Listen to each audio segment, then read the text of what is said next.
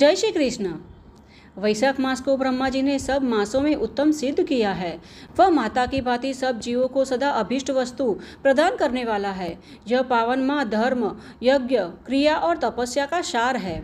वैशाख के महीने में सब तीर्थ आदि देवता बाहर के जल में भी सदैव स्थित रहते हैं।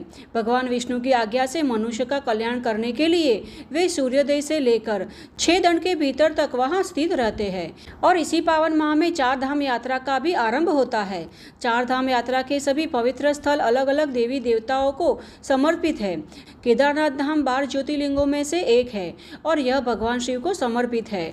बद्रीनाथ धाम भगवान विष्णु को समर्पित है। गंगोत्री धाम माता गंगा और यमुनोत्री माता यमुना को समर्पित है। अतः पवित्र तीर्थ स्थानों में जप तप दान करने से सभी देवी देवताओं के साथ भगवान माधव और शिव जी का भी आशीर्वाद प्राप्त होता है। अब देखिए, सभी के लिए तो यह संभव नहीं होता है कि तीर्थ यात्रा पर जा सके, इसलिए हम तीर्थों का महात्म्य दर्शाते हुए कथाएं आपके समक्ष लेकर आए हैं। और इस कथाओं का श्रवण करने से भी हमें वही पुण्य फल की प्राप्ति होती है जो प्रत्येक तीर्थ स्थान में जाकर जप तप और दान करने से प्राप्त होता है। और यह हमारा नहीं कहना है, इसका वर्णन हमारे वैदिक शास्त्रों में भी किया गया है। तो अंत तक इसे अवश्य सुनिएगा और अच्छी लगे तो इसे एक लाइक अवश्य करना। साथ ही इस चैनल को सब्सक्राइब भी कर लीजिएगा, जिससे कि हमारे द्वारा आने वाली सभी नई कथाएं आप बिना किसी रुकावट के सुन सके। तो चलिए हम सब मिलकर घर बैठे ही तीर्थ स्थानों का भ्रमण करते हैं। पूर्व काल में नैमिषारण्य तीर्थ में एक बार एकत्रित हुए शौनक आदि महर्षियों ने सुत जी से प्रश्न किया कि हे सुत जी, जीव संसार सागर से कैसे मुक्त होता है?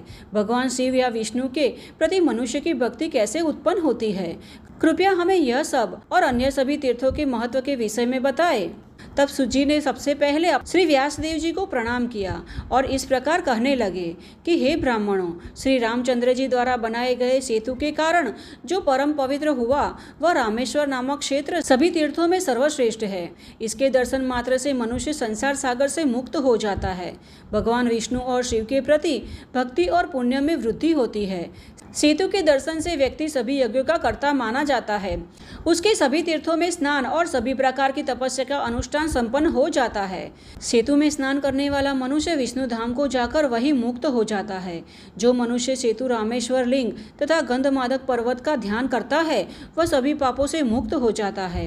हे द्विजवरों, जो सेतु की रेती में शयन करता है, वहाँ की धूल से जिसके पांव खुरदरे होते हैं तथा वहाँ की मिट्टी की रजकणें उनके शरीर में जितनी चिपकती है, उतना ही वह व्यक्ति ब्रह्म हत्या के पाप से मुक्त हो जाता है। सेतु के मध्यवर्ती क्षेत्र की वायु जिसके संपूर्ण शरीर को स्पर्श करती है, उसके 10,000 मदिरा पान करने से प्राप्त हुए पाप तुरंत नष्ट हो जाते हैं। पुत्र तथा पौत्र द्वारा जिसकी अस्थियां सेतु में विसर्जित की जाती है, उसका 10,000 बार किया गया सोने की चोरी का पाप भी उसी क्षण नष्ट हो जाता है।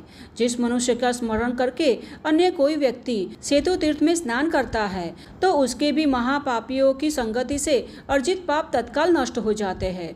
मार्ग को नष्ट करने वाला, मात्र अपने लिए भोजन पकाने वाला, तपस्वियों और ब्राह्मणों की निंदा करने वाला, चंडाल का अन्न ग्रहण करने वाला और वेदों को बेचने वाला, ये पांचों को ब्रह्म हत्या कहा जाता है। सभी प्रकार के दुष्कर्मों से युक्त महापापी भी अगर सेतु तीर्थ में स्नान करता है तो वह पाप रहित होकर मोक्ष की प्राप्ति करता है। सेतु तीर्थ का स्नान अंतःकरण को शुद्ध करने वाला तथा मोक्षप्रद है। पाप नाशक सेतु तीर्थ में निष्काम भाव से किए जाने वाला स्नान मोक्षदायी होता है।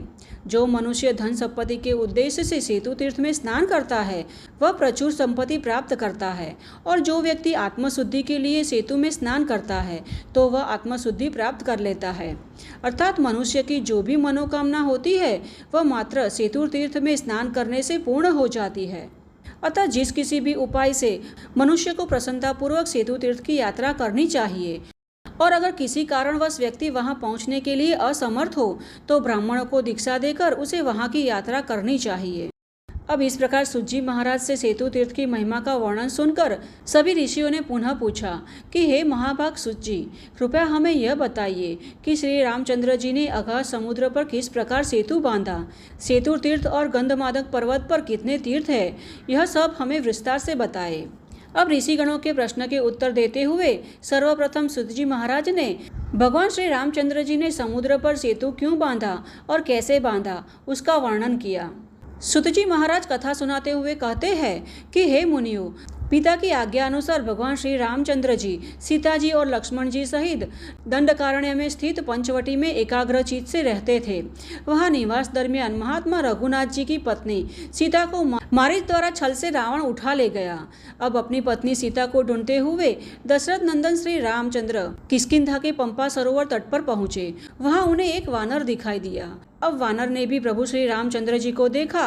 तब उस वानर ने समीप आकर श्री रामचंद्र जी से पूछा, आप कौन है? तब प्रभु श्री रामचंद्र जी ने उसे शुरू से सब बात बताई। तत्पश्चात श्री रामचंद्र जी ने भी वानर से पूछा, तुम कौन हो? तब उन्होंने महात्मा राघवेंद्र को अपना परिचय देते हुए कहा कि मैं सुग्रीव का मंत्री हनुमान हूँ। सुग्रीव के भेजने पर ही मैं यहाँ आया हूँ। वे आप दोनों से मित्रता करना चाहते हैं, इसलिए अगर आपकी इच्छा हो तो आप दोनों शीघ्र सुग्रीव के पास चले। तब बहुत अच्छा कहकर श्री रामचंद्र जी हनुमान जी के साथ सुग्रीव के पास आए। सुग्रीव ने अग्नि को साक्षी रखकर उनसे मित्रता की। तत्पश्चात श्री रामचंद्र जी ने उनके समक्ष बाली को मारने की प्रतिज्ञा की और सुग्रीव ने भी विदेहराज नंदिनी सीता को खोजने की प्रतिज्ञा की। इस प्रकार परस्पर विश्वास की प्रतिज्ञा करते हुए नरराज और वानरराज दोनों खुशी खुशी ऋष्यमुख पर्वत पर रहने लगे। श्री रामचंद्र जी ने सुग्रीव को अपनी शक्ति का विश्वास दिलाने के लिए दुदुम्बी दानव के शरीर को अपने पैर के अंगूठे से मारकर कई योजन दूर फेंक दिया और एक ही बाण से 7 ताड़ के वृक्षों को छेद दिया। अब यह सब देखकर सुग्रीव अत्यंत प्रसन्न हुआ। उन्होंने श्री रामचंद्र जी से कहा कि हे रघुनंदन जी, मैं इंद्र तथा अन्य देवताओं से भी नहीं डरता, क्योंकि मुझे आप जैसे अत्यंत पराक्रमी वीर मित्र रूप में प्राप्त हुआ है। मैं लंकापति रावण को मारकर आपकी पत्नी सीता को यहाँ ले आऊँगा। तत्पश्चात लक्ष्मण, सुग्रीव और महाबली श्री रामचंद्र जी बाली द्वारा सुरक्षित किष्किंधापुरी में शीघ्रता से पहुँचे। वहां सुग्रीव ने बाली को युद्ध के लिए बुलाने की इच्छा से बड़े जोर से गर्जना की। अब अपने छोटे भाई की दहाड़ बाली सहन नहीं कर पाया, इसलिए वह अंतपुर से बाहर आया और सुग्रीव के साथ युद्ध शुरू कर दिया। अब बाली के मुक्के से सुग्रीव अत्यंत भयभीत हो गए और तुरंत वहां से महाबली श्री रामचंद्र जी के पास आ गए। क्योंकि बाली और सुग्रीव एक समान दिखते थे, इसलिए महाबली श्री रामचंद्र जी ने सुग्रीव की पहचान के लिए उसके गले में एक लता बांध ली और उसे फिर से युद्ध के लिए भेजा। सुग्रीव ने पुनः गर्जना करके बाली को ललकारा और रामचंद्र जी की प्रेरणा से वह वापस युद्ध करने लगा। उसी समय रामचंद्र जी ने एक ही बाण से बाली को मार दिया। उसकी मृत्यु के बाद सुग्रीव ने किष्किंधा राज्य पर अधिकार कर लिया।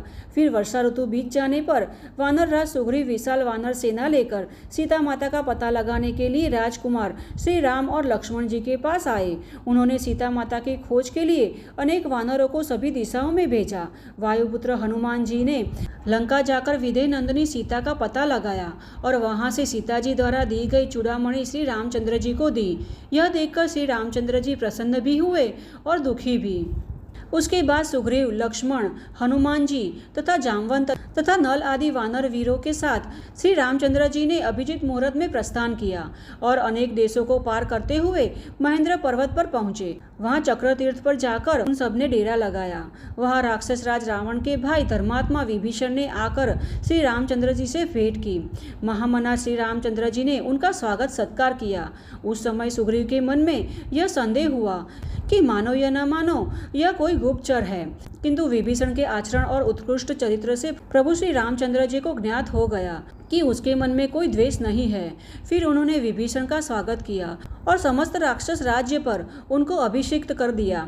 अब प्रभु श्री रामचंद्र जी ने सूर्यपुत्र सुग्रीव को अपना श्रेष्ठ मंत्री बनाया और थोड़ा विचार करने के पश्चात सुग्रीव इत्यादि सभी को कहा कि मित्रों, आप सभी यह समुद्र पार करने का कोई उपाय सोचिए। तो इसी कारण से प्रभु श्री रामचंद्र जी को अगाध समुद्र पर सेतु बांधने की आवश्यकता पड़ी। अब प्रभु श्री रामचंद्र जी इस समुद्र को पार कैसे करेंगे और प्रभु श्री रामचंद्र जी इस समुद्र पर सेतु कैसे बांधेंगे और इसे कैसे पार करेंगे, यह हम देखेंगे हमारी इस कथा के अगले भाग में। तो चलिए इस कथा के अगले भाग के साथ फिर से मिलते हैं। तब तक के लिए जय श्री कृष्ण।